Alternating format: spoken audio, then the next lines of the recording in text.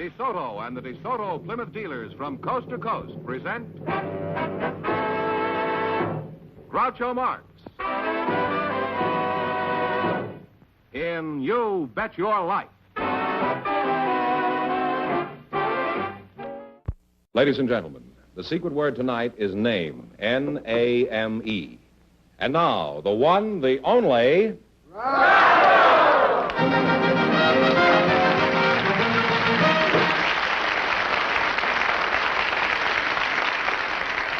Well, here I am again with a chance for each of our couples to win $2,000, and tonight maybe somebody will win $10,000. George? Well, Groucho, Mrs. May Bazell is all set to play You Bet Your Life, and her partner is one of the world's best-known authors, Mr. C.S. Forrester. So, folks, you go in, please, and meet Groucho Marx. Say the secret word, and you each get an extra $50. It's a common word, something you always have with you. Mr. Forrester, it's nice to know you. I read every one of your books, and I want to know, I think Horatio Alger is an inspiration to every red-blooded boy in America. Yes, it's Horatio Hornblower, not Horatio Alger, you know. Well, on this show, the only hornblower is me. Now, what does the CS stand for, Mr. Forrester? Cold salmon? No, my name's Cecil Scott Forrester. What?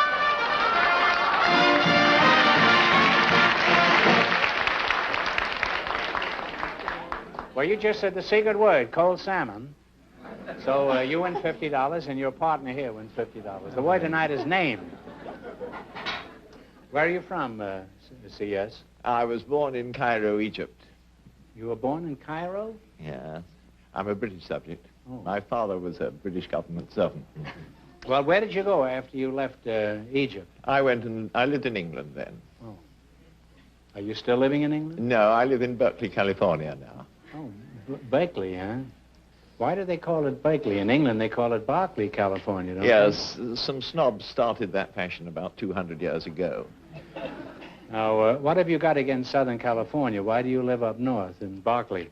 You don't mind if I call it Berkeley, huh? Yeah, My Berkeley is worse than my Berkeley, you know. Yeah. Oh, down here your weather's too regular. I like to have to look out of the window to see what the weather's doing.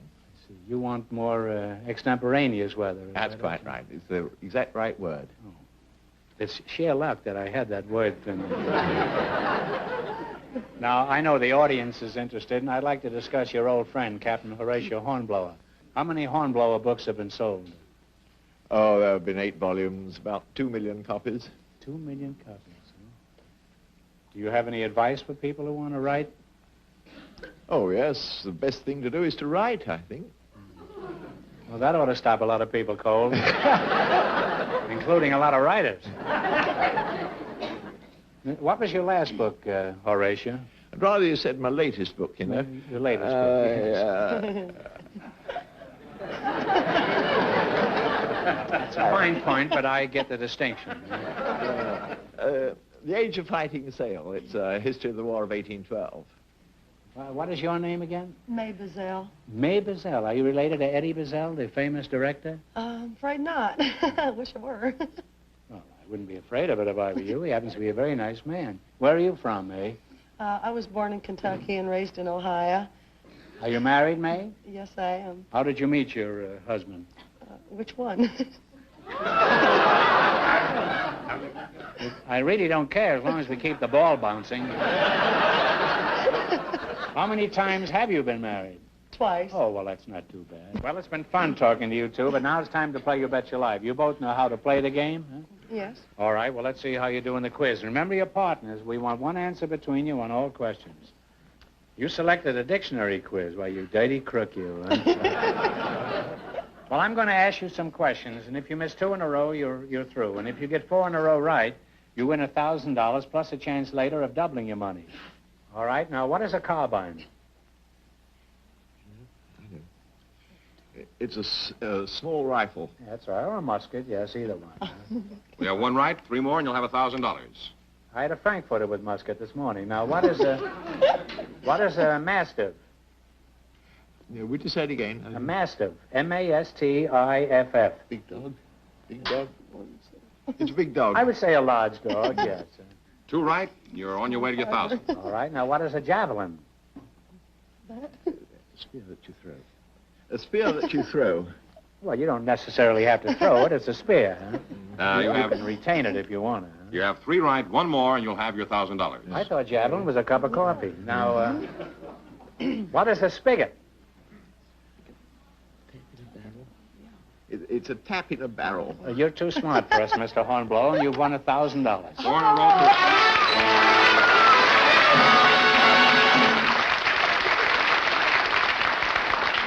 Now, you can keep that 1,000 and quit, or else you can come back at the end of the show and try to double your money. You might even get a chance at $10,000. You bet your life.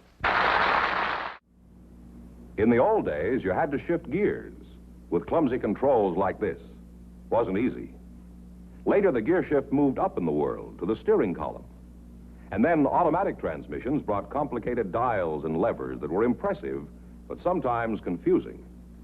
But now, here's the quickest, smoothest, easiest method of drive selection ever invented. DeSoto's great new push-button driving. A positive mechanical control. To put the car in any driving range, just push a button and go. DeSoto push-button driving is safer, too. It's out of children's reach, and it's designed so you can't make a mistake. Push-button driving is easier and safer. And to see just how fast and smooth it is, watch this professional stunt driver.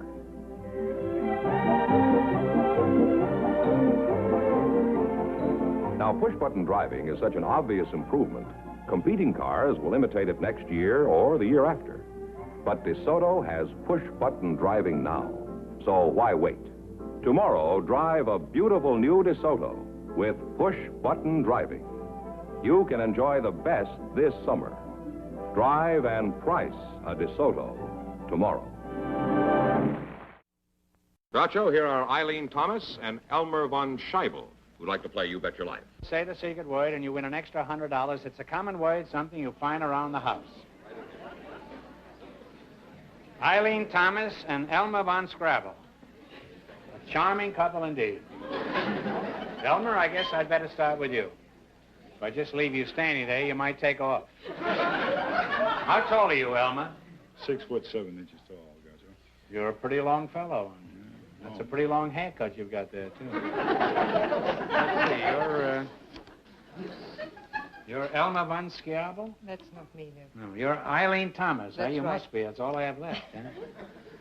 Now, is that Miss Thomas or Mrs. Thomas? Miss. Miss. Well, a miss is as good as a mile. And on a lonely night, considerably better, huh? Where are you from, Eileen? I was born 6 miles from London in a place called Highgate. Highgate, huh?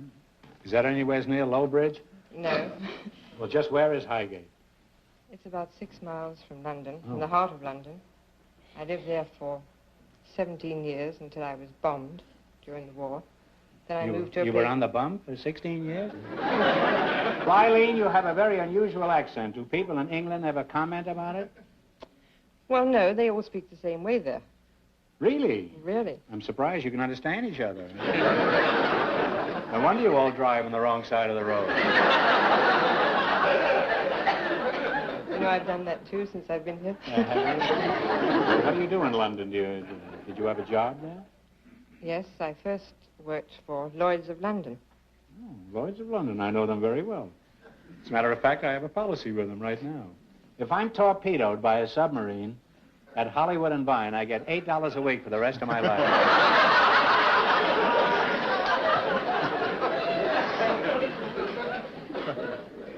What else did you do in London?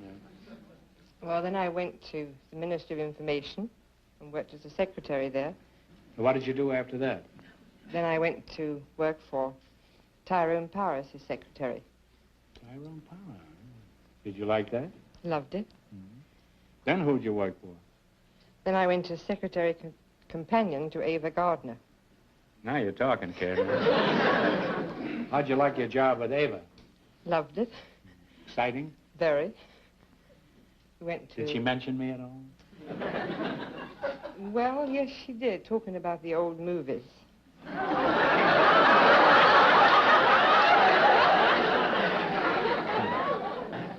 Are you in California on a visit, or are you working here? No, I'm not. I'm here. I'm working as a secretary to Eddie Fisher. Who? Eddie Fisher. What does he do? Well, he sings. Is he very popular?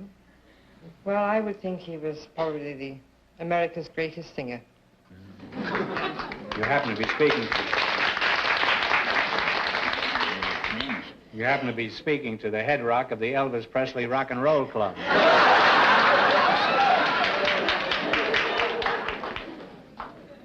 Wouldn't you find it more exciting working with Elvis Presley? No, I don't think so. Don't you like him?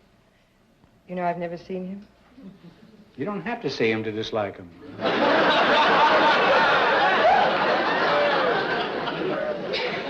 So you work with Eddie Fisher, eh? You know, every teenager in America would give her left arm and her white saddle shoes for your job. When he gives you dictation, do you squeal and squirm? Well, hardly, Groucho, because you see, I'm not really a teenager. How old are you? 33. You can squeal when you're 33. But not taking I've heard him dictation. squeal at 50. Well, what are your duties as Eddie Fisher's secretary? Answer the telephones, make his appointment, help out. Is he very busy? Yes, he's very busy. And I help send out about 2,000 fan letters a week. He gets 2,000 fan letters a week? Sometimes more. Suddenly you're doing better than me. Well, I've had one fan letter in the last 3 months. A fellow wrote me and asked me where he could buy an Essex.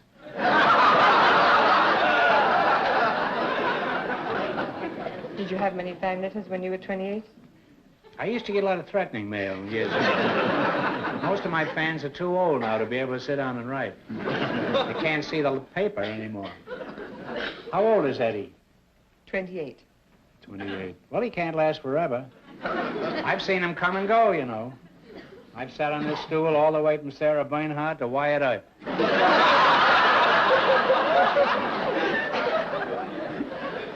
Eileen, what are your plans for the future? Are you eventually heading back to London?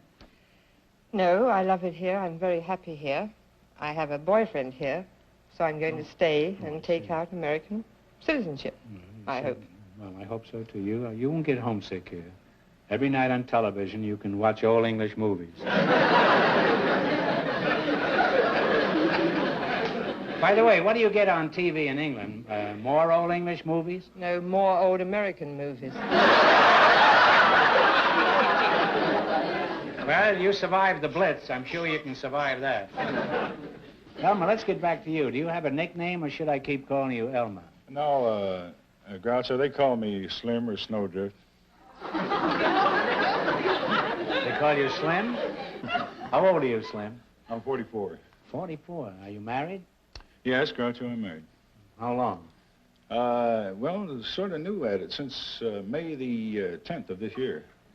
What do you think of it? It's all right. Newlywed, eh? Yes, sir. Your head is really in the clouds. You're 44 and you just got married last May? Yes, sir. Are you sorry that you marked time for such a long period? Well, no, I didn't exactly mark time. I've done it twice before. You weren't marking time, you were doing time.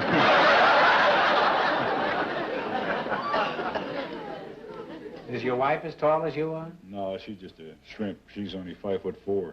Where do you live, Mr. Von Schiavo? I live in the capital of the state of Nevada, which is Carson City.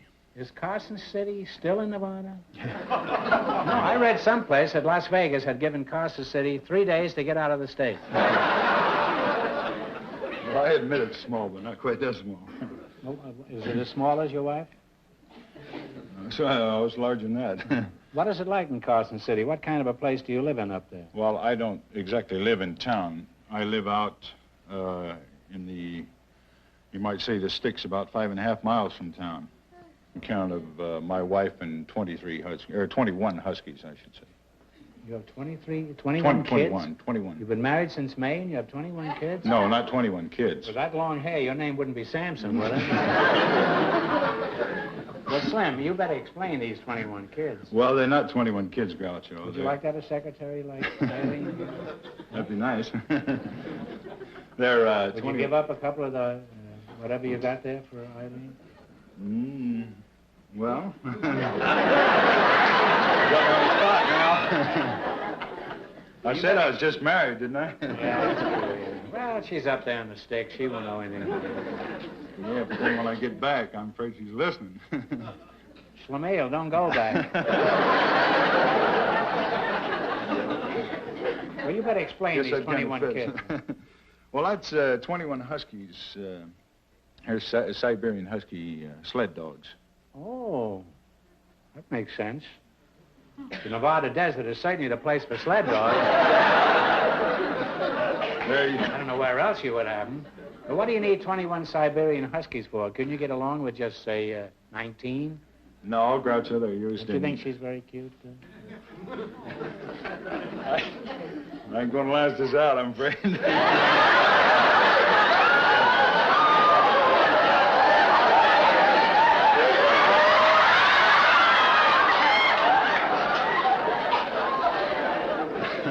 I know what it is to be on the spot now. Elmer, Slim, I want to ask you a question. What's up? Suppose you went back to the sticks with Eileen and introduced her to your wife as your secretary. What would her reaction be? You mean whose reaction? Eileen's or my wife's? No. Your wife's reaction. Well, the closest thing I could think of would be past history when Vesuvius went up. I wasn't present at the moment. Well, I mean, the explosion that occurred then would be second rate, I believe, to the missus. I mean, with 21 Huskies jumping at your throat, besides. Why do you need all these mutts for up there? Well, Groucho, I use these mutts or dogs or Huskies, whatever you want to call them, for rescue work. Primarily, that is their work in the high Sierras. Also, I go on demonstrations and in fairs and lectures on the dogs, about the dogs. When you get a flash that somebody's stranded in the snow, do you come bounding up the slopes with a keg of brandy around your neck? No, Groucho, that... Or do you drink it before you get there? And just give them the empty keg. You know what they say, you can't have your keg and eat it. Nobody ever said that out there. No. The base cannot. It's like you can have both. Yes, you can. We don't use brandy because after a shot of brandy or after giving the patient or a victim brandy, he will be colder within a half an hour than he was previous to the time that he drank the brandy. But we give him soups. After a half hour with a keg of brandy, who cares if he's cold? Well, that's true, too. Slim, your job is pretty risky, isn't it? I've been up in the high Sierras in the winter, and it's like the North Pole. Do you ever get scared up there? Well... When you see those snowy wastes? Yes, you do. Well, don't the girls up there have snowy wastes? Can't we leave the women out of this? You're getting We can, but it'll be right dull. Well,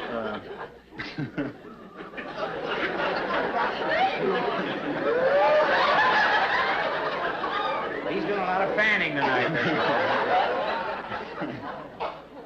Now, when I start say that it might be cold, and I am scared. There's times I am scared, but of all the deaths, that would be the most pleasant death, the way to die. What, by the freezing keg of to brandy? death. No, by freezing to death. Freezing to death is Freezing a pleasant way to die? Yes. Yes, on any person that I've ever seen that has frozen to death. Well, what makes you such an authority? Have you ever done it? Not myself, no, but I have worked with them that have been dead. And that was... Well, that's good. At least you don't have to pay him a salary. I mean, I have worked with those who are already dead. Or does that sound worse? It's a pretty fast crowd you go around with.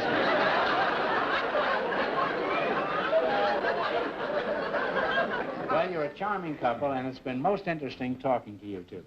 Now, we're going to play... You selected popular music of the last 20 years. You both know how to play this game, you bet your life. Uh-huh. Jack Meakin We'll play some tunes, and you name them. If you miss 2 in a row, you're out. If you get 4 in a row right, you win $1,000 plus a chance later of doubling your money. Remember, just one answer between you. Good luck, and here we go. What is this tune? Play, Jack.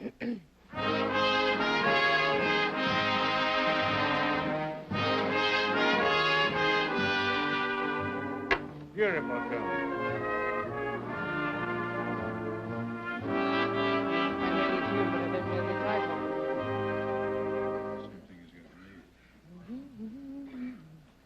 Don't know the title. No other love have I. You should have known that. Well, that's one wrong. Don't get another one wrong in a row, or you'll be all finished. Now, don't get another one wrong. Identify this one. Play it, Jack.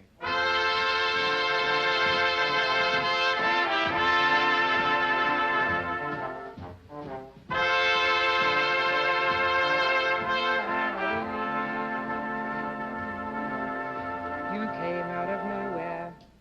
Oh, I can't think of the tune. Very popular song. You came out of nowhere. What is it, audience? Canadian Sunset. That's right. Canadian She Sunset. killed. I'm sorry you missed 2 in a row, so you're all through. We don't want you to go away empty-handed. I'm going to ask you one more question for $100. I got it right here. You have? Yeah. Of what country is Mexico City the capital? Mexico. Got me confused. Mexico. I'm sorry you didn't win more, but I thanks am anyway. too. You're very pretty, and you were a charming couple, and we enjoyed having you here. This is the California desert, a real desert of deep, loose sand, treacherous, soft shoulders, blistering heat. And this is a lovely 1954 DeSoto automatic on the desert road. Now watch. We're driving this DeSoto automatic out into the sand.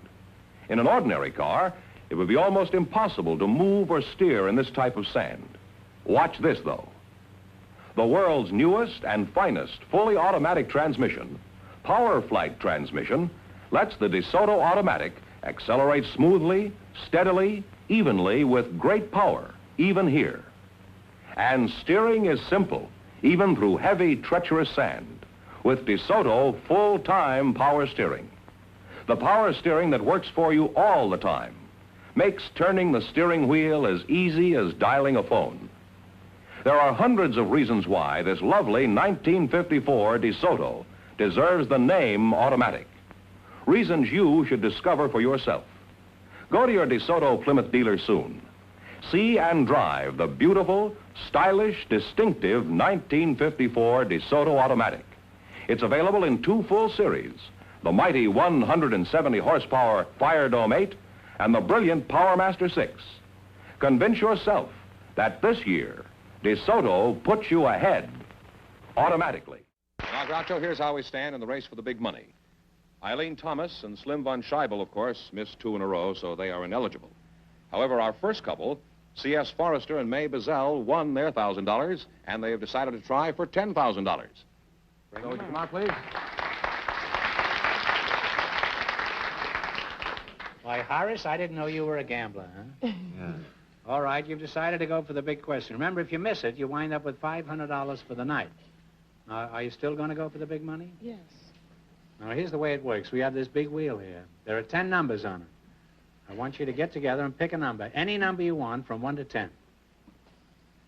Take a number. Now, you turn the wheel. We have nothing Number to do. 2. Now, one of you is going to spin the wheel. If any number besides the one you pick comes up, the question is worth $2,000. However, if your number comes up, the question is worth $10,000. Okay? One of you spin the wheel. Yes. Number 2. All right.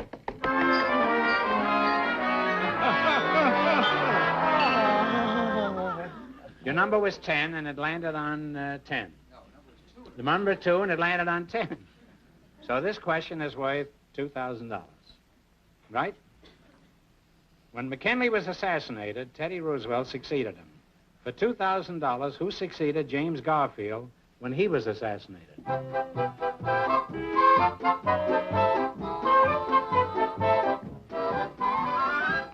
Chester Arthur. I thought you were an Englishman. That's right, Chester Arthur.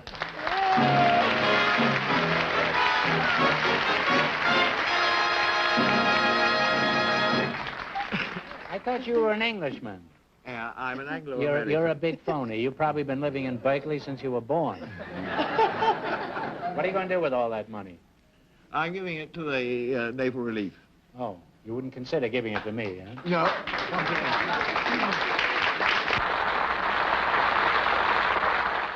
Remember, your DeSoto dealer sells two great cars. The outstanding 170 horsepower DeSoto Fire Dome V8 and the beautiful 54 Plymouth. America's best buy low-price car. DeSoto, Plymouth, both products of the Chrysler Corporation. Friends, go in to see your DeSoto Plymouth dealer tomorrow. And when you do, tell him Groucho sent you. Be sure to tune in next week, same time, same station, for Groucho Marx in You Bet Your Life. Brought to you by your DeSoto Plymouth dealer. And don't forget to listen to You Bet Your Life every Wednesday night on radio.